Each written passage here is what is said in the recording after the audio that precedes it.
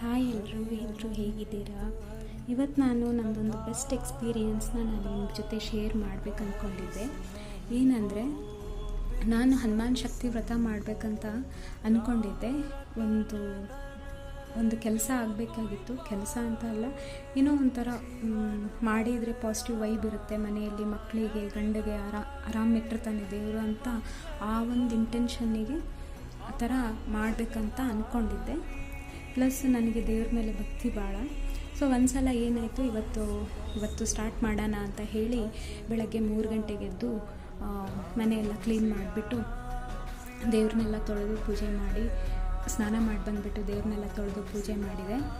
ಅದಾದಮೇಲೆ 11 ಸಲ ಹನುಮಾನ್ ಚಾಲೀಸ ಹೇಳಿಬಿಟ್ಟು ಒಂದು ಸಲ ಬಜರಂಗ ಬಾಣ ಅಂತ ಹೇಳಿ ಬರುತ್ತೆ ಮಂತ್ರ, ಅದನ್ನು ಹೇಳಿಬಿಟ್ಟು ಒಂದು 5 ಗಂಟೆ ಸುಮಾರು ದೇವ್ರನ್ನೆಲ್ಲ ಧೂಪ ದೀಪದಿಂದ ಪೂಜೆ ಮಾಡಿದೆ.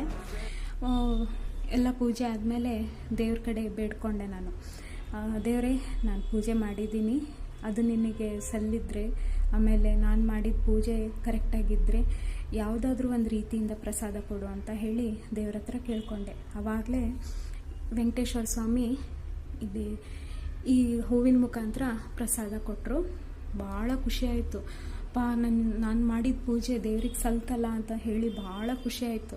ಅದಾದಮೇಲೆ ಸ್ವಲ್ಪ ಹೊತ್ತಿಗೆ ಗಣಪತಿ ಈ ಹೂವನ್ನ ಬಲಗಡೆ ಕೊಟ್ಟರು. ಅದಾದಮೇಲೆ ಹನುಮಪ್ಪ ಇಲ್ಲೇ ಬಲಗಡೆ ಕೊಟ್ಟಿದ್ದಾರೆ ನೋಡಿ. ಸೊ ಈ ಥರ ಪಾಸಿಟಿವ್ ವೈಬ್ ಬಂತು.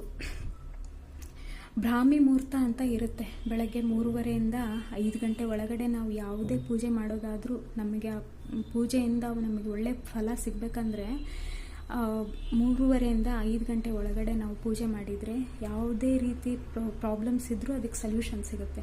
ಆಮೇಲೆ ಸತ್ಯನಾರಾಯಣ ಸ್ವಾಮಿ ಇಲ್ಲೇ ಪೂಜೆ ಮಾಡಿದ್ದಕ್ಕೆ ಹೂ ಪ್ರಸಾದ ಕೊಟ್ಟಿದ್ದಾರೆ ನೋಡಿ ಬಲಗಡೆ ಸೈಡು. ಹೀಗೆ ಪಾಸಿಟಿವ್ ವೈಬು ಮನೆಯಲ್ಲಿ ಹಾಗೆ ಕಾಣ್ತಿತ್ತು.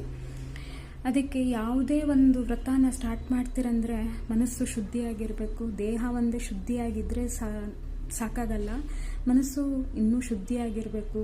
ನಾವು ಮಾಡೋ ಪೂಜೆ ಆ ದೇವರಿಗೆ ಮೆಚ್ಚೋ ಹಾಗೆ ಪೂಜೆ ಮಾಡಬೇಕು ನಾವು. ಇದೊಂದು ನನ್ನ ಬೆಸ್ಟ್ ಎಕ್ಸ್ಪೀರಿಯೆನ್ಸು. ಆಮೇಲೆ ಇದೆಲ್ಲ ನೋಡೋಕತ್ರ ಒಂಥರ ಗೂಸ್ ಬಂಪ್ಸ್ ಬರುತ್ತೆ. Thank you so much.